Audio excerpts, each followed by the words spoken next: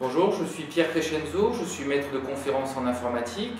J'enseigne à l'université de Nice-Sophie Antipolis où je dirige également l'IUP Miage Nice-Sophie Antipolis.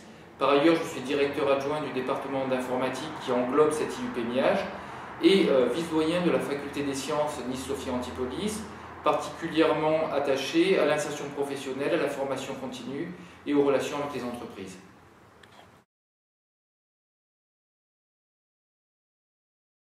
Alors oui, l'ouverture internationale est une absolue nécessité. Alors dans plusieurs domaines, tout d'abord pour recevoir des étudiants étrangers de bon niveau, permettre à nos promotions d'être plus riches de ces différentes cultures et accueillir les meilleurs étudiants des autres universités internationales.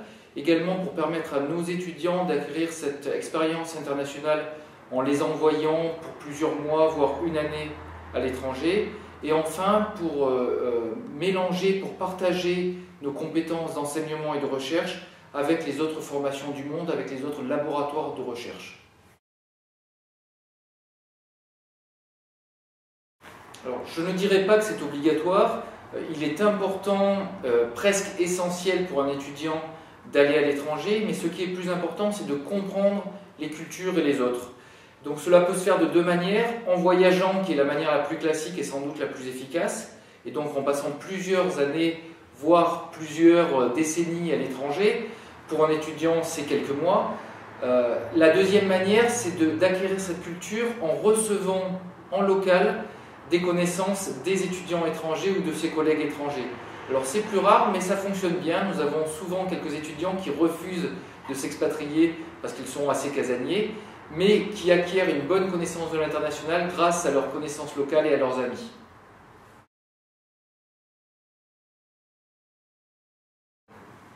Alors oui, elles sont adaptées aux étudiants étrangers dans la mesure où tout est prêt pour les recevoir et les accueillir de manière correcte. Nous avons toutes les structures nécessaires à recevoir leur candidature, à les traiter et à recevoir ensuite ces étudiants pour les former pendant plusieurs mois, voire plusieurs années dans nos universités.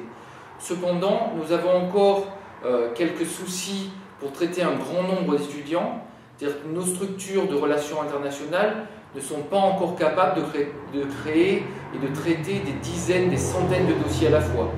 Donc nous agissons plutôt au cas par cas, et c'est ce qui limite le nombre d'étudiants étrangers qui viennent actuellement dans nos universités.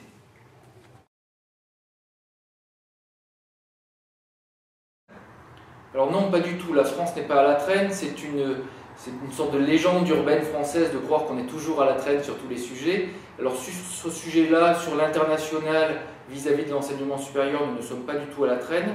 Nous avons les structures nécessaires pour accueillir les étudiants étrangers. Nous avons encore de meilleures structures pour envoyer nos étudiants à l'étranger. Cependant, nous devons encore faire plus, notamment les pays anglo-saxons sont meilleurs que nous dans ces domaines-là, tout simplement parce qu'ils ont acquis depuis plus longtemps que nous cette culture d'échange avec les autres pays. Et malgré un chauvinisme relativement fort dans ces pays-là, ils sont prêts à recevoir et à donner à l'étranger plus que nous le sommes actuellement.